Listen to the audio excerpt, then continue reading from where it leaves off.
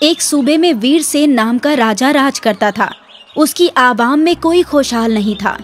उसके सूबे की माली हालत ठीक नहीं थी और इस वजह से आवाम का हर बंदा तकलीफ में रहता था। एक दिन राजा विचार कर रहा था कि अपने आवाम को कैसे खुश रखा जाए। लानत है मुझ जैसे राजा पर, जो अपनी आवाम की माली हालत भी सुधार नहीं सकता। आखिर मैं ऐसा क्या करूं कि मेरी आवाम खुश रहे। अब तो मेरा खजाना भी खाली हो गया है जिससे मैं उनकी मदद कर सकूं। वो इस ख्याल में खोया हुआ घूम ही रहा था कि उसे एक खाली तालाब दिखाई दिया। ये लो, ये तालाब भी सूखा पड़ा है।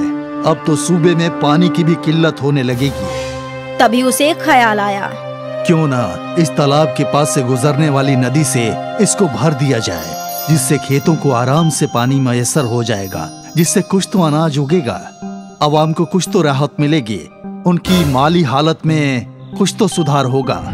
राजा अपने एक सिपाही को हुक्म देता है, सैनिक अपने कुछ साथियों को लेकर पास की नदी का पानी तालाब में मोड़ दो और इस तालाब को पानी से भर दो।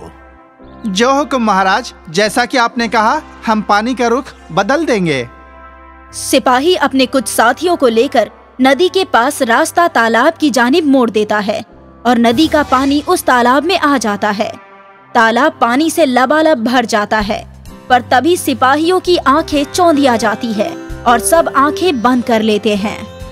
अरे ये क्या, ये पानी तो बहुत चमक रहा है, जैसे सच में सोना हो। लेकिन नदी का पानी तो सादा है, फिर इस तालाब का पानी इतना चमक क्यों रहा है?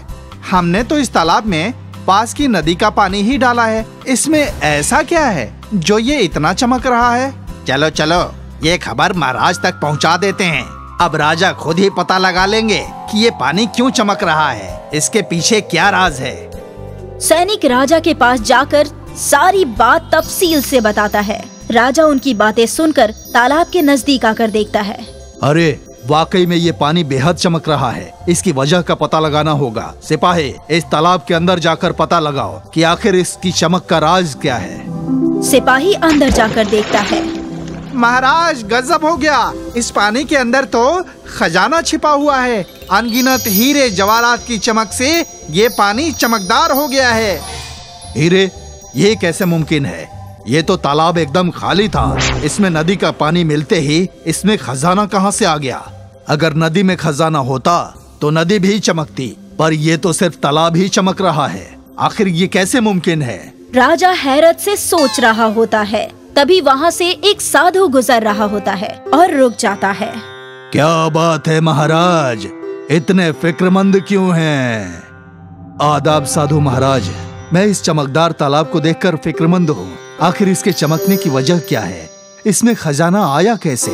इसमें पानी भरने से पहले एकदम खाली था, लेकिन पानी भरने के बाद इसमें बेशुमार खजाना आ गया। महाराज, ये जादुई तालाब है। इसको दुआ लगी है कि इसमें बराबर की नदी का पानी जिस रोज मिलाया जाएगा, उस रोज इसमें छुपे हीरे जवाहरात तालाब में आ जाएंगे। तुमने ऐसा ही किया और ये तालाब खजाने से भर गया। इसे अपनी आवाम की भलाई के लिए खर्च करो, लेकिन इतना ख्याल रखना, अगर इसका इस्तेमाल अपने जाती फायदे के लिए किया तो ये सारा खजाना कोयला बन जाएगा। इसे दूसरों की इमदाद करते रहोगे तो वाकई दिन ब दिन इसमें बरकत होती रहेगी।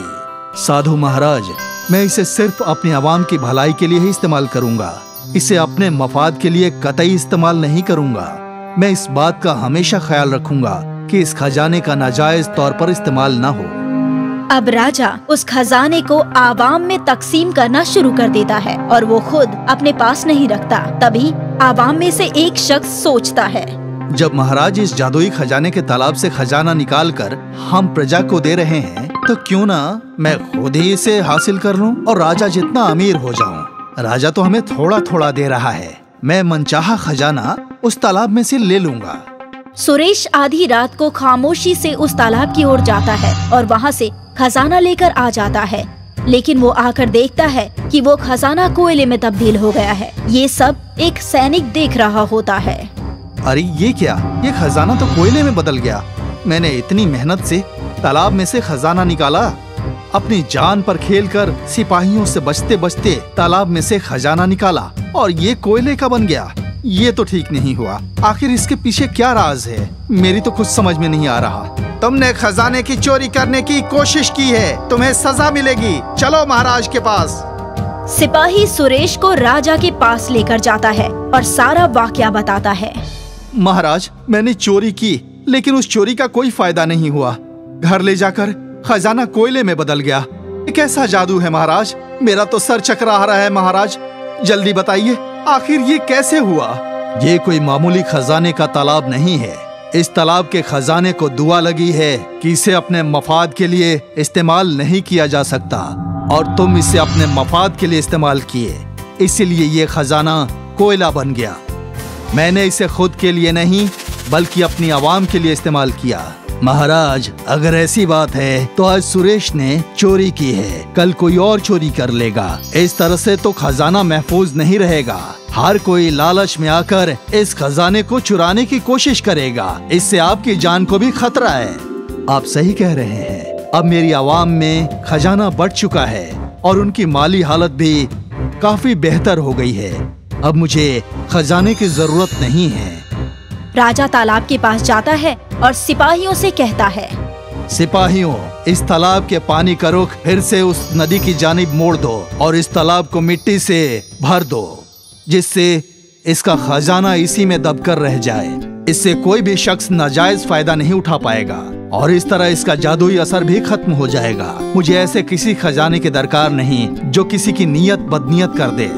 सिपाही इस काम को अंजाम देते हैं। अब खजाना मिट्टी में दफन हो जाता है और राजा की आवाम की माली हालत बेहतर हो जाती है। राजा बिना लालच के अपनी आवाम को खुशहाल करने में कामयाब हो जाता है और चैन की सांस लेता है। एक सूबे में वीरसेन नाम का राजा राज करता था। उसकी आवाम में कोई खुशहाल नहीं था। उसके सूबे की माली हालत ठीक नहीं थी और इस वजह से आवाम का हर बंदा तकलीफ में रहता था। एक दिन राजा विचार कर रहा था कि अपने आवाम को कैसे खुश रखा जाए।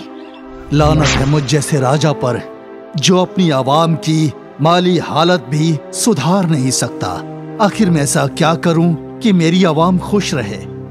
अब तो मेरा खजाना भी खाली हो गया है, जिससे मैं उनकी मदद कर सकूं। वो इस ख्याल में खोया हुआ घूम ही रहा था कि उसे एक खाली तालाब दिखाई दिया। ये लो, ये तालाब भी सूखा पड़ा है।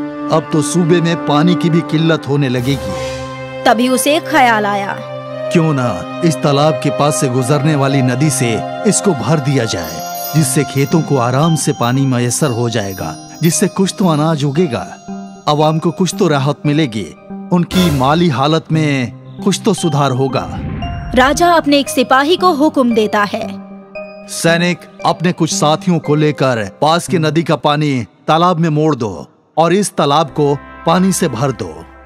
जो हुक्म महाराज, जैसा कि आपने कहा, हम पानी का रुख बदल देंगे। सिपाही अपने कुछ साथियों को लेकर नदी के पास रास्ता तालाब की जानिब मोड़ देता है और नदी का पानी उस तालाब में आ जाता है। तालाब पानी से लबालब भर जाता है, पर तभी सिपाहियों की आंखें चौंधिया जाती है और सब आंखें बंद कर लेते हैं।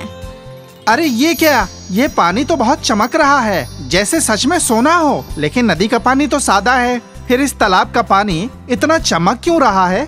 हमने तो इस तालाब में पास की नदी का पानी ही डाला है। इसमें ऐसा क्या है जो ये इतना चमक रहा है? चलो चलो, ये खबर महाराज तक पहुंचा देते हैं। अब राजा खुद ही पता लगा लेंगे कि ये पानी क्यों चमक रहा है, इसके पीछे क्या राज है। सैनिक राजा के पास जाकर सारी बात तफसील से बताता है। राजा उनकी बातें सुनकर तालाब के नजदीक आकर देखता है। अरे वाकई में ये पानी बेहद चमक रहा है, इसकी वजह का पता लगाना होगा। सिपाही, इस तालाब के अंदर जाकर पता लगाओ कि आखिर इसकी चमक का राज क्या है। सिपाही अंदर जाकर देखता है। महाराज, गजब हो गया, इस पानी के अंदर तो खजाना छिपा हुआ है। अनगिनत हीरे जवाहरात की चमक से ये पानी चमकदार हो गया है। हीरे? ये कैसे मुमकिन है? ये तो तालाब एकदम खाली था। इसमें नदी का पानी मिलते ही इसमें खजाना कहाँ से आ गया? अगर नदी में खजाना होता तो नदी भी चमकती, पर ये तो सिर्फ तालाब ही चमक रहा है। आखिर ये कैसे मुमकिन है? राजा हैरत से सोच रहा होता है। तभी वहाँ से एक साधु गुजर रहा होता है और रुक जाता है। क्या बात है महाराज, इतने फिक्रमंद क्यों हैं? आदाब साधु महाराज, मैं इस चमकदार तालाब को देखकर फिक्रमंद हूँ। आखिर इसके चमकने की वजह क्या है? इसमें खजाना आया कैसे? इसमें पानी भरने से पहले एकदम खाली था, लेकिन पानी भरने के बाद इसमें बेशुमार खजाना आ गया। महाराज, ये जादुई तालाब है। इसको दुआ लगी है कि इसमें बराबर की नदी का पानी जिस रोज मिलाया जाएगा, उस रोज इसमें छुपे हीरे जवाहरात तालाब में आ जाएंगे। तुमने ऐसा ही किया और ये तालाब खजाने से भर गया। इसे अपनी आवाम की भलाई के लिए खर्च करो, लेकिन इतना ख्याल रखना, अगर इसका इस्तेमाल अपने जाती फायदे के लिए किया तो ये सारा खजाना कोयला बन जाएगा। इसे दूसरों की इमदाद करते रहोगे तो वाकई दिन ब दिन इसमें बरकत होती रहेगी। साधु महाराज, मैं इसे सिर्फ अपनी आवाम की भलाई के लिए ही इस्तेमाल करूंगा। इसे अपने मफाद के लिए कतई इस्तेमाल नहीं करूंगा। मैं इस बात का हमेशा ख्याल रखूंगा कि इस खजाने का नाजायज तौर पर इस्तेमाल न हो। अब राजा उस खजाने को आवाम में तकसीम करना शुरू कर देता है और वो खुद अपने पास नहीं रखता। तभी आवाम में से एक शख्स सोचता है, जब महाराज इस जादुई खजाने के तालाब से खजाना निकाल कर हम प्रजा को दे रहे हैं, तो क्यों ना मैं खुद ही इसे हासिल कर लूं और राजा जितना अमीर हो जाऊं। राजा तो हमें थोड़ा थोड़ा दे रहा है, मैं मनचाहा खजाना उस तालाब में से ले लूंगा। सुरेश आधी रात को खामोशी से उस तालाब की ओर जाता है और वहाँ से खजाना लेकर आ जाता है, लेकिन वो आकर देखता है कि वो खजाना कोयले में तब्दील हो गया है। ये सब एक सैनिक देख रहा होता है। अरे ये क्या, ये खजाना तो कोयले में बदल गया। मैंने इतनी मेहनत से तालाब में से खजाना निकाला, अपनी जान पर खेलकर सिपाहियों से बचते बचते तालाब में से खजाना निकाला और ये कोयले का बन गया। ये तो ठीक नहीं हुआ। आखिर इसके पीछे क्या राज है, मेरी तो कुछ समझ में नहीं आ रहा। तुमने खजाने की चोरी करने की कोशिश की है, तुम्हें सजा मिलेगी। चलो महाराज के पास। सिपाही सुरेश को राजा के पास लेकर जाता है और सारा वाकया बताता है। महाराज, मैंने चोरी की, लेकिन उस चोरी का कोई फायदा नहीं हुआ। घर ले जाकर खजाना कोयले में बदल गया। ये कैसा जादू है महाराज? मेरा तो सर चकरा रहा है महाराज, जल्दी बताइए आखिर ये कैसे हुआ? ये कोई मामूली खजाने का तालाब नहीं है। इस तालाब के खजाने को दुआ लगी है कि इसे अपने मफाद के लिए इस्तेमाल नहीं किया जा सकता और तुम इसे अपने मफाद के लिए इस्तेमाल किए, इसीलिए ये खजाना कोयला बन गया। मैंने इसे खुद के लिए नहीं बल्कि अपनी आवाम के लिए इस्तेमाल किया। महाराज, अगर ऐसी बात है तो आज सुरेश ने चोरी की है, कल कोई और चोरी कर लेगा। इस तरह से तो खजाना महफूज नहीं रहेगा। हर कोई लालच में आकर इस खजाने को चुराने की कोशिश करेगा। इससे आपकी जान को भी खतरा है। आप सही कह रहे हैं। अब मेरी आवाम में खजाना बढ़ चुका है और उनकी माली हालत भी काफी बेहतर हो गई है। अब मुझे खजाने की जरूरत नहीं है। राजा तालाब के पास जाता है और सिपाहियों से कहता है, सिपाहियों, इस तालाब के पानी का रुख फिर से उस नदी की जानिब मोड़ दो और इस तालाब को मिट्टी से भर दो, जिससे इसका खजाना इसी में दबकर रह जाए। इससे कोई भी शख्स नाजायज फायदा नहीं उठा पाएगा और इस तरह इसका जादुई असर भी खत्म हो जाएगा। मुझे ऐसे किसी खजाने की दरकार नहीं जो किसी की नीयत बदनीयत कर दे। सिपाही इस काम को अंजाम देते हैं। अब खजाना मिट्टी में दफन हो जाता है और राजा की आवाम की माली हालत बेहतर हो जाती है। राजा बिना लालच के अपनी आवाम को खुशहाल करने में कामयाब हो जाता है और चैन की सांस लेता है।